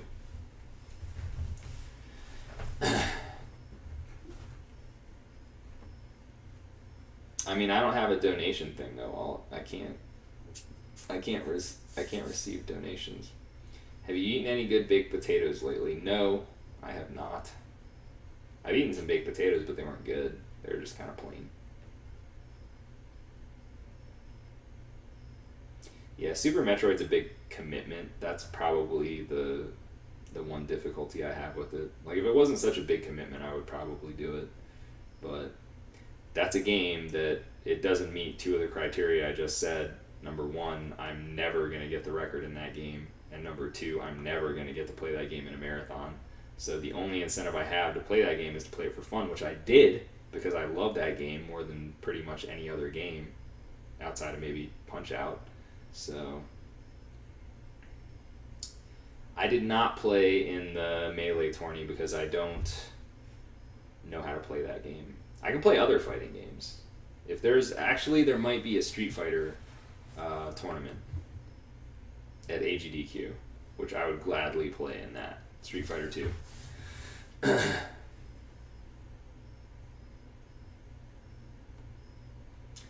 see that happening, Wall Crusher. Do I think I can beat you in poker? I already did beat you in poker, Darkwing. I came second in the tournament, dude.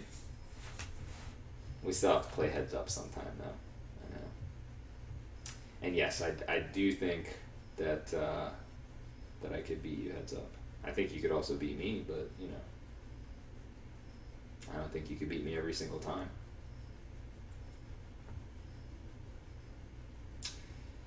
I will be at Awesome Games Done Quick 2014, unless something drastic happens. Funk Doc, I'm not sure. I know he's kind of been doing other things outside of speedrunning, so I don't know if he's really as into it as he once was, which is sad because, you know, everybody loved Funk Doc and watched his stream all the time. I know I did. I was constantly in his stream when he did stream. Join the poker tournament with Held. Get in there. May or may not use Niglaria strats. Oh my god. Forget it. You're out. Oh, he's less likely to come to ADDQ. That sucks. You think you could beat Funk Doc in poker? Probably.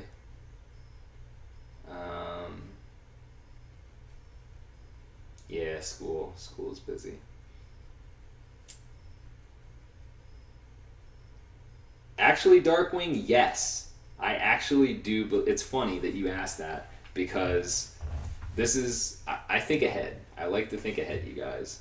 And I was thinking about Summer Games Done Quick 2014. And I was thinking it would be really cool if see Mike, he's too busy. He's too busy with Awesome Games Done Quick to defend himself. So it'd be funny if I just beat his 2020 time in Turtles 4 and then I forced him to race me at SGDQ. I'd be like, you have to defend your honor. There's no way around it. And you can't say that I'm a scrub anymore because I beat you. So, do you want to Star Punch Darkwing Duck? Oh, man. Only if it was in a comedy way. I wouldn't want to do it, like, for real. But if we were both inside of a video game, yeah, I think it would be funny.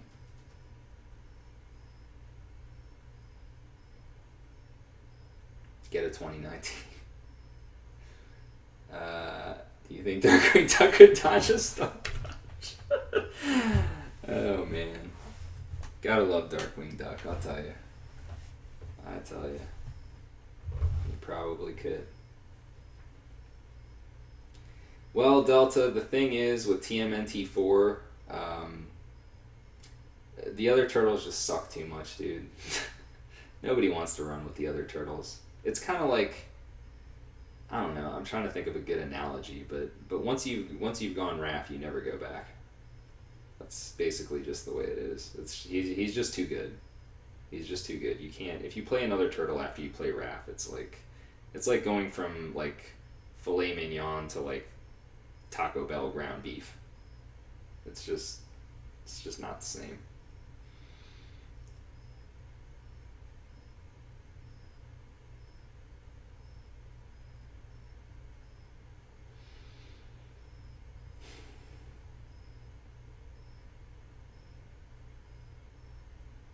Do I think I could get a star versus Darkwing Duck? That might be a tough one as well.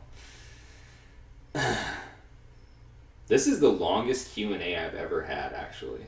Do you guys know that? Because I've done lots of Q&As. Like, I've done them when I've done, like, Cinethons, and I've done them when I've done other story times, and I don't know. And that's a good thing, actually. Like, I dig the Q&A stuff.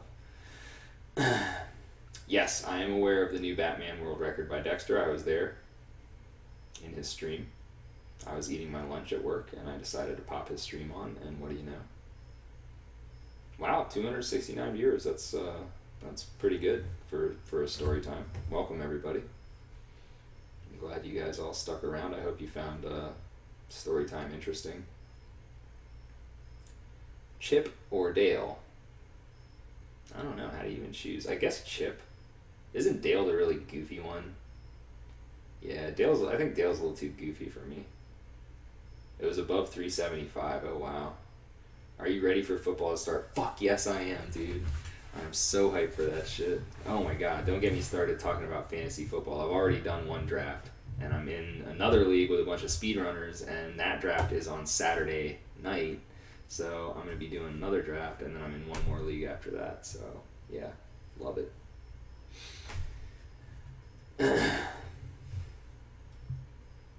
Do you eat French fries first or hamburger? I alternate. Gotta alternate.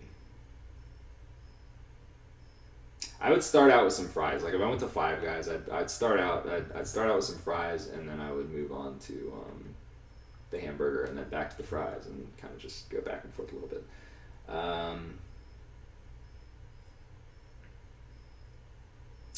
Other speedrunners I enjoy. There's so many. Where would I begin? Let's see. Anybody that plays Super Metroid, so that's probably like 10 people right there. Anybody that plays NES games, so that's like Fiesel, Funk Doc, Darkwing, maybe a few other people like that. Cosmo, do enjoy watching Cosmo. Who doesn't?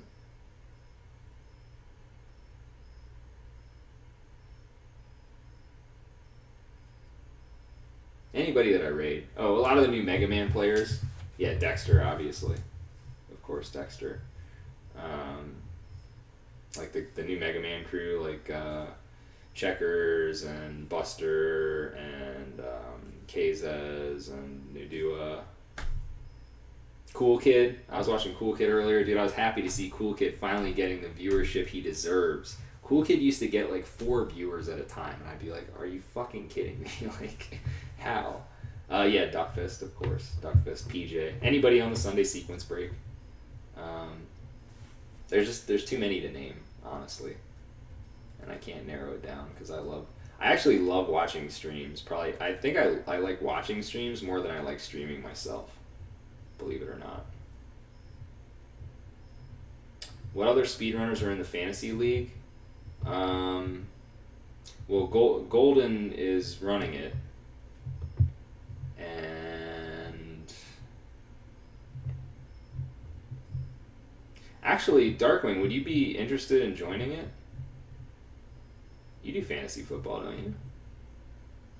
Because I think we need one more person, and I think we're just doing it for fun. Haven't played in years. I don't think anybody is super serious in this league, though, man. And I think we're not doing it for money, so it would just be for fun. Think about it. Oh, you're out of town. Damn it. It sucks. What's your favorite game to watch being speedrun? Super Metroid. Even Flicky? Even Flicky. I like Flicky, dude. He's got good commentary. He's witty.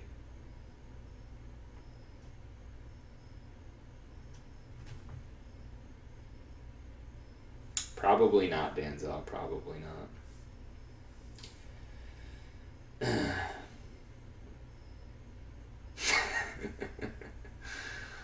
That's funny. Cute, fluffy bunny. All right, I think we're getting to the end here, you guys. I'm starting to feel a little tired. I think I want to go watch some of that Super Metroid that I was just talking about. I'm sure somebody's running it. That's the best thing about the Super Metroid is somebody's always running it. Do you think you could beat Caleb in an arm wrestling competition? No, not now. I could have only in 2012. No. Yes. Yeah, 2012. 2012, I think I could have taken him. Maybe it would have been close. He wasn't as beast as he is now. Like, he was still pretty strong at that time, but I was pretty strong at that time as well. I think we would have had a decent match then. What score do you want to see at the end of the Redskins-Eagles game? That depends. If I have Eagles players on any of my fantasy teams. Night Annihilator. Do you like Monkey Ball? Kinda. Oh, Miles, that's another really good streamer. I love Metroid Prime. How many rushing yards will Vic have? No idea. It's a good question.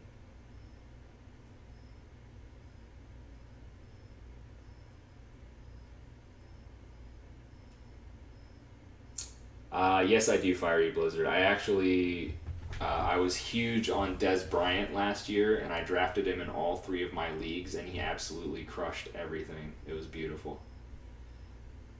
It was so nice. It's actually nicer to do that than to like hate the Cowboys, because then you just get so mad, you know.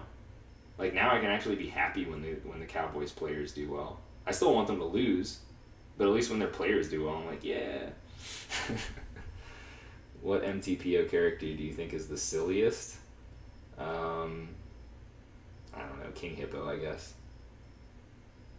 I didn't take your advice on Matt Ryan last year. I didn't need to, Darkwing. I had, dude, my quarterbacks last year were Aaron Rodgers, Peyton Manning, and Tom Brady in my three different leagues. I did okay at quarterback.